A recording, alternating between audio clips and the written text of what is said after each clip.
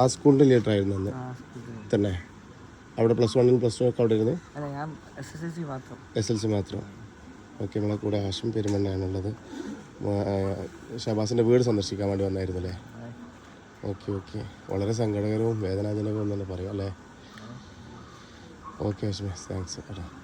കഴിഞ്ഞ പ്രാവശ്യം ഇതേ പിള്ളേർ ഈ വിഷയം ചെയ്തിട്ട് ഒരു രാഷ്ട്രീയ സ്വാധീനം ഉപയോഗിച്ചു ഒക്കെ ആണ് ഒരു കഴിച്ചിലായി പോയത്. അതേപോലെ തന്നെ ഈ പ്രാവശ്യം ഒരു 10ാം ക്ലാസ്സിലെത്തി, 10ാം ക്ലാസ്സിൽ നിന്ന് ഒരാളെ ജീവനെടുത്ത്.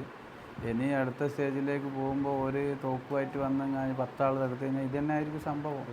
ഇതൊരു സ്പെഷ്യൽ കേസായിട്ട് പരിഗണിച്ചിട്ട് അത് ഇന്ന് ഞാൻ ശിക്ഷ വാങ്ങിക്കൊടുക്കാവുന്ന നിയമനിർമ്മാണത്തിലേക്ക് പോകണം. തീർച്ചയായും ഈ 5 കുട്ടികൾക്ക് ഈ പ്രാവശ്യം എക്സാം കൊടുക്കണ്ട, അടുത്ത വർഷം അവർക്ക് കൊടുക്കുക എന്നുള്ള തീരുമാനം വെച്ചാൽ തന്നെ ഒരു പേടിയായി. കുട്ടികൾ എന്താണോ പറഞ്ഞത് അതിനനുസരിച്ച് ഗവൺമെൻറ് ഉമ്മനോടാണ് പറയുന്നത്. ഉമ്മനോട് അത് കേട്ടതോട് ഞാൻ തളർന്നു. എന്നോട് പറഞ്ഞാൽ നടക്കൂല എന്നുള്ളതുകൊണ്ട് ഉമ്മനോട് പറയുന്നു. ഉമ്മ പക്ഷെ എന്നോട് തേച്ച് പറഞ്ഞിട്ടില്ല. അവന് ആഗ്രഹങ്ങൾ 1-2 ചെറിയ കാര്യങ്ങളായിരുന്നു, പക്ഷെ അതുപോലും സാധിപ്പിച്ചു കൊടുക്കാത്തൊരു വാപ്പയായോ എന്നൊരു സംശയം.